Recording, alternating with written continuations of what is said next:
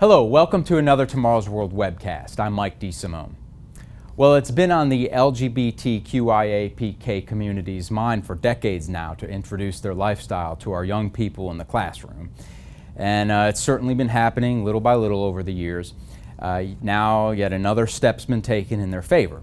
So Breitbart published a piece in July 2016 entitled, "California, First State to Teach LGBT Curriculum to Second Graders." The article starts out, "California is the first state to adopt the LGBT rights agenda formally into its public schools, a part of a new history and social studies curriculum that will reach children as young as the second grade." It goes on to describe, "In the new framework, second graders will learn that some families have two moms or two dads. They'll learn this, quote, through studying the stories of a very diverse collection of families, such as immigrant families, families with lesbian, gay, bisexual, or transgender parents and their children," end quote. So I'm reading this and I'm thinking, what happens when the 7-year-old student asks the teacher, what's a bisexual? Or what's a transgender person? Some real questions that will come out of this.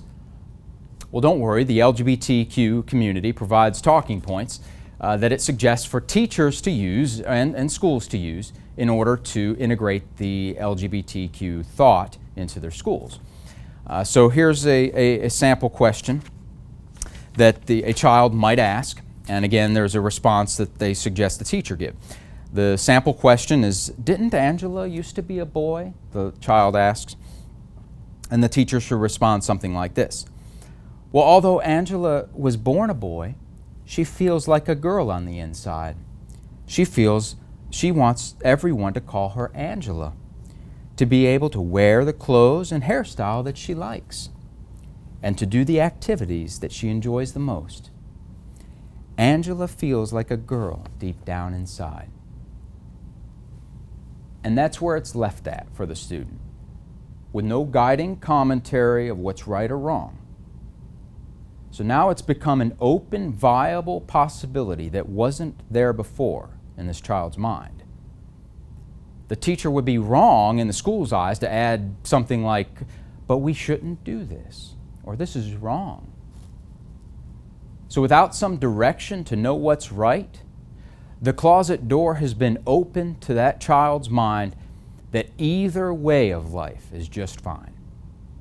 Without having been told of the extremely high rates of disease, psychological problems, and suicide, he or she walks out of the classroom having been prematurely confronted with a wide open choice in front of them that they previously didn't even know existed.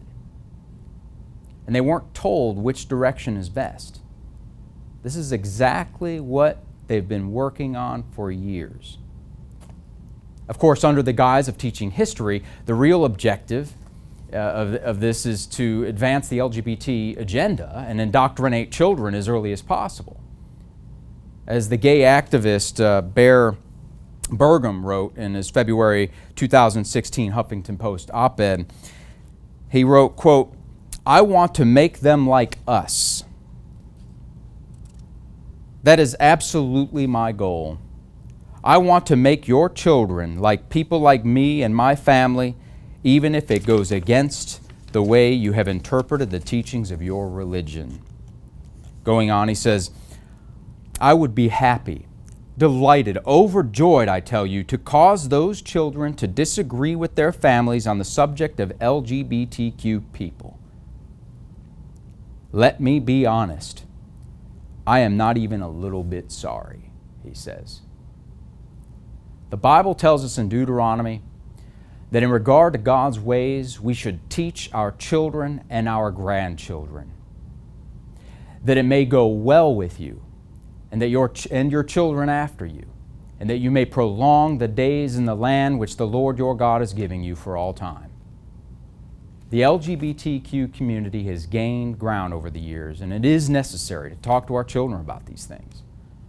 The place to do it is not the classroom without pointing them in the right direction.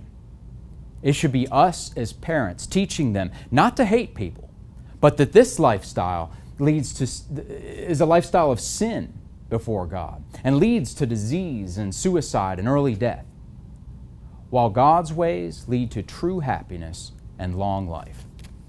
For more information, visit our website, tomorrowsworld.org.